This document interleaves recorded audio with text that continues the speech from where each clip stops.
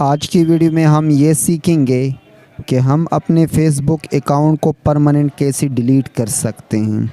अगर आप भी चाहते हैं अपने फेसबुक अकाउंट को परमानेंट डिलीट करना, तो आज की वीडियो में आपको सिंपल टिप्स सिखा देता हूं।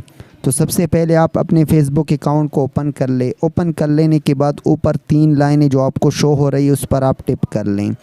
टिप कर लेने के बाद अब यहाँ पर सेटिंग एंड प्राइवेसी जो नीचे शो हो रही है इस पर आपने क्लिक कर लेना है।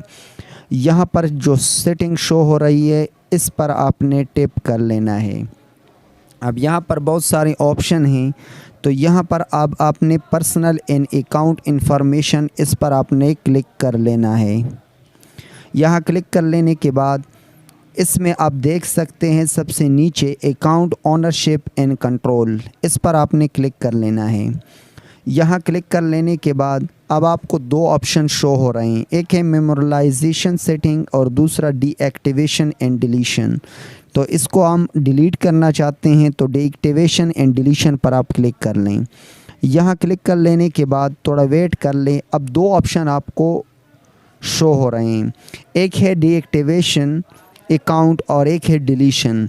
अगर आप इसको डिलीट करना चाहते हैं तो डिलीट को आप सेलेक्ट कर लें और continue to deletion, continue to account deletion इस पर आपने क्लिक कर लेना है। तो जो ही आप क्लिक कर लेंगे तो आगे आपसे आपका पासवर्ड मांगेगा, तो उसको पासवर्ड देने के बाद आपका अकाउंट परमानेंट डिलीट हो जाएगा।